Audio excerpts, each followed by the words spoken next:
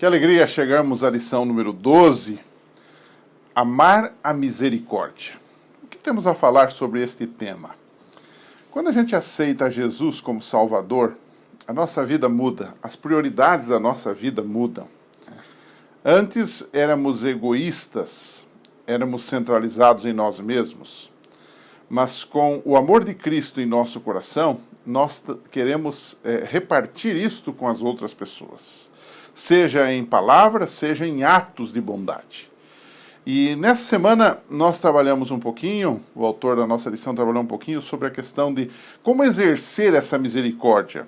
Ou seja, como agir quando nós somos salvos por Jesus no que diz respeito à ajuda que podemos prestar, o amor que podemos dispensar, a misericórdia que podemos exercitar em relação ao nosso próximo. Eu anotei algumas coisas ou alguns itens que nesta ação cristã nós precisamos agir. Precisamos agir, em primeiro lugar, com compaixão. A palavra compaixão nos dá a ideia de estarmos com empatia pela dor dos que estão sofrendo. Hoje as pessoas falam em fadiga da compaixão. O que seria isto? De tanta gente ver sofrimento, de tanta gente ver pessoas em situação de vulnerabilidade, nós quase que nos fechamos a ajudá-las.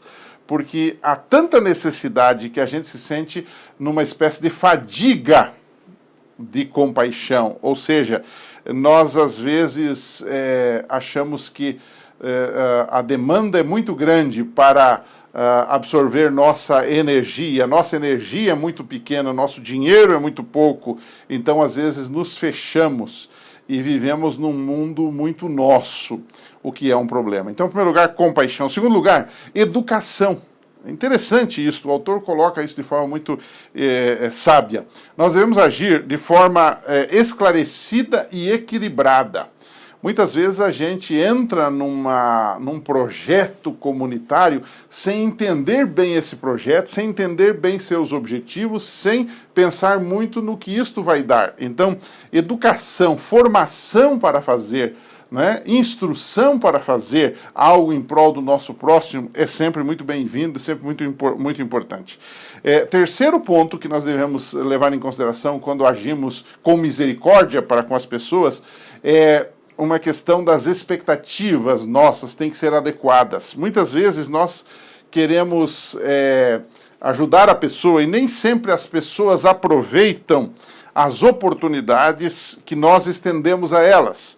Mesmo assim, nós precisamos respeitar a decisão delas. Às vezes nós queremos forçá-las a entenderem ou a fazerem alguma coisa. Temos que entender que vivemos num mundo de pecado e que nós vivemos também, ao mesmo tempo, num mundo de pecado e que o pecado estragou, inclusive, a própria decisão das pessoas.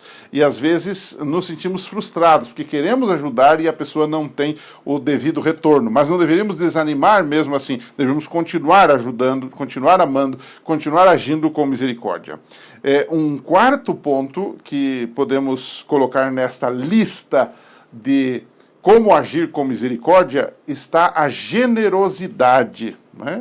O apóstolo Paulo já dizia em 2 Coríntios 9:7, Deus ama aquele que dá com alegria. Essa doação nossa deve ser generosa e é um aspecto importante da vida cristã.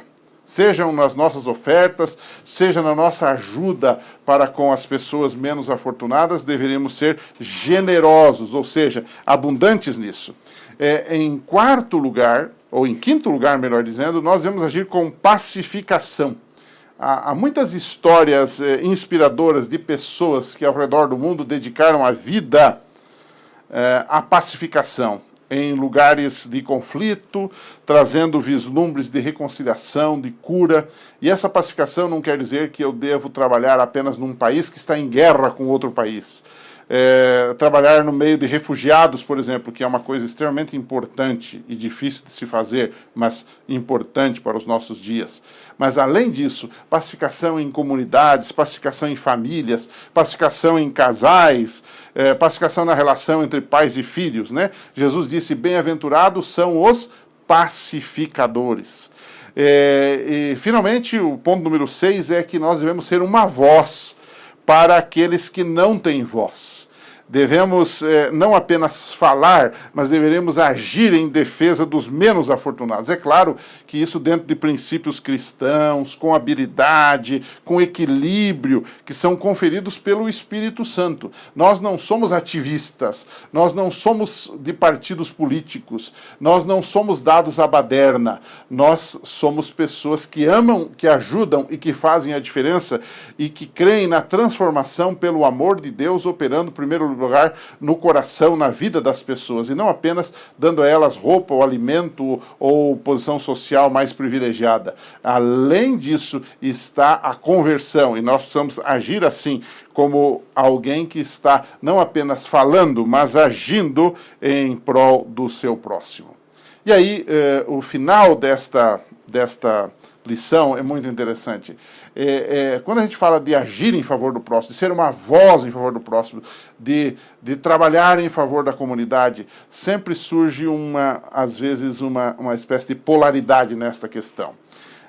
De um lado está a fé, está o amor, está o cristianismo, está a palavra de Deus, que é o tema de todo esse trimestre, mas de outro lado podem estar interesses políticos, governamentais, esferas públicas, partidos, sindicatos e tudo mais. E aí vem uma pergunta muito interessante, né? A igreja sempre foi defensora da separação entre igreja e Estado.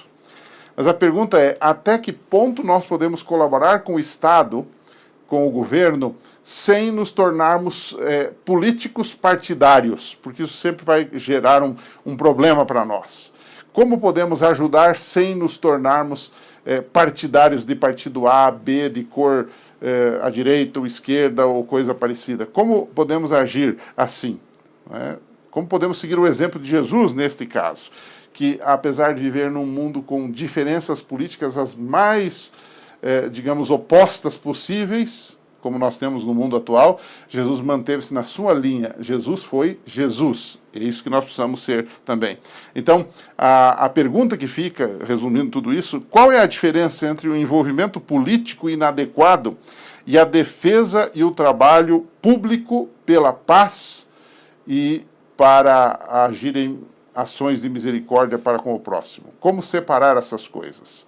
Discuta um pouquinho com a sua classe, que Deus lhe abençoe e que a sua lição seja muito proveitosa nessa semana. Até a semana que vem.